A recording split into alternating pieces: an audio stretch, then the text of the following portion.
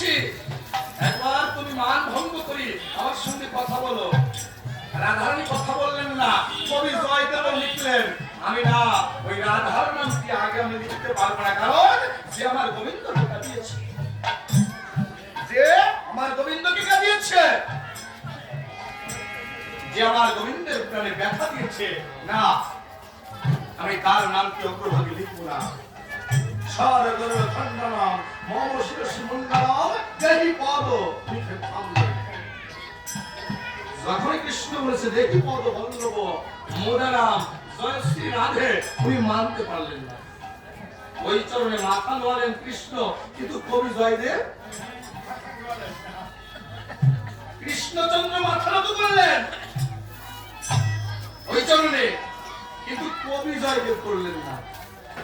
না, অসম্ভব। যে কৃষ্ণকে ব্যথা দিয়েছে, যে কৃষ্ণকে কাঁদিয়েছে, আমি কি করে তার নামটি অগ্রভাগে লিখবো? এইখানে থেমে গেলেন কে? জয়দেব। উনি গেলেন তর্পণে।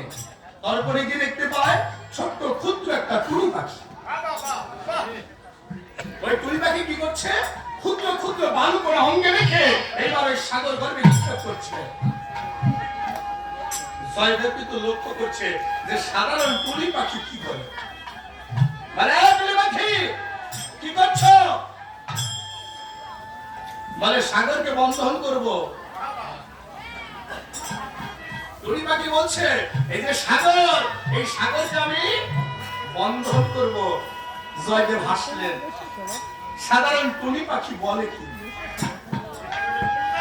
সামান্য টুনি পাখিও বলছে কি যে সাগরের কোল নাই, যে সাগরের কিনার নাই, যে সাগরের তল খুঁজে পাওয়া যায় না, আর সেই সাগরকে সামান্য টুনি পাখি ওরা বন্ধন করবে।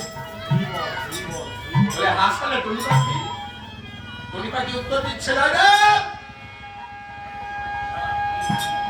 এই পৃথিবীটা, বিশ্ব জগৎটা যদি কাগজ হয়, আর এই পৃথিবীর যত বৃক্ষের জন্ম হয়েছে সমস্ত বৃক্ষ যদি কলম হয়, স্বয়ং বসমাতা লিখিকা যদি হয়, আর এই সাগরের জল যদি কালি হয়, তথাপিও গোবিন্দ চরিত লেখা অসম্ভব। আর সেই গোবিন্দ চরিত তুমি যদি সামান্য কাগজের পাতায় লিপিবদ্ধ করতে চাও, আমি কেন পারবো না তার সৃষ্টি সাগরকে বন্ধ করতে?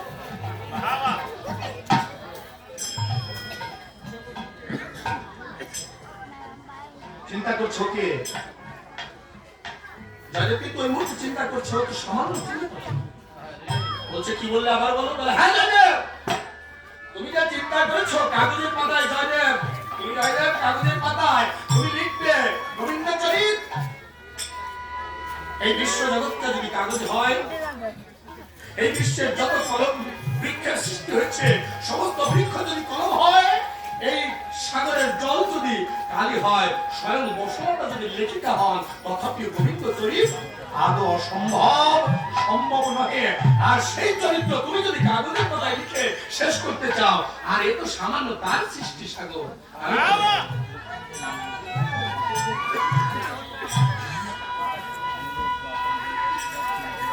অত সহজ নয় গোবিন্দ চরিত। ভগবানের লীলা কথা, লীলা গাথা এতটা সহজ নয়। কিন্তু আমরা সহজ চিন্তা করি, আমরা খুব সহজ চিন্তা করি, কারণ আমরা দুই একখানা শাস্ত্র পড়ে আমরা নিজেদেরকে পণ্ডিত চিন্তা করি। কিন্তু না, শাস্ত্র কখনো ধর্মের মূল নয়। ধর্মের মূল কি? একমাত্র মানুষের শ্রেষ্ঠত্ব। গতকাল তার প্রমাণ এই আসলে ঘটে গিয়েছে। আপনারা আমার শেষের আসলে যারা ছিলেন তার প্রমাণ দেখেছেন। মানুষটি দাঁড়িয়ে স্বীকার করছে, আমি অপরাধ করেছি। শুধু তার কাছে নয়, আমি সমস্ত ভক্তের কাছে ক্ষমা চাচ্ছি। যদি কোনো মানুষ অপরাধ করে চিন্তা করে যে আমি অপরাধ করছি, পাপের কিন্তু অর্ধেক প্রাপ্তির ওইখানে। আর সেই ব্যক্তি কতটা মহৎ না হলে এই ভক্ত বৃন্দাবন দাঁড়িয়ে বলতো না যে তার প্রতি আমি অন্যায় করেছি। তাহলে বলতে হবে ওই ব্যক্তি উদার। যে ভক্ত বৃন্দাবনে বসে আপন কর্মদোষ স্বীকার করছে এবং তার কাছে মাথা নত করছে, শুধু তা নয়, সমস্ত জাতি সমস্ত মানুষের কাছে, মানব জাতির কাছে ক্ষমা প্রার্থনা করছে।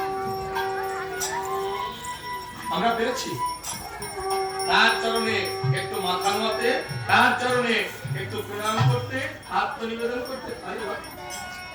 আমাদের ভিতর বিশ্বাস নাই, আমাদের ভিতর বিশ্বাস নাই।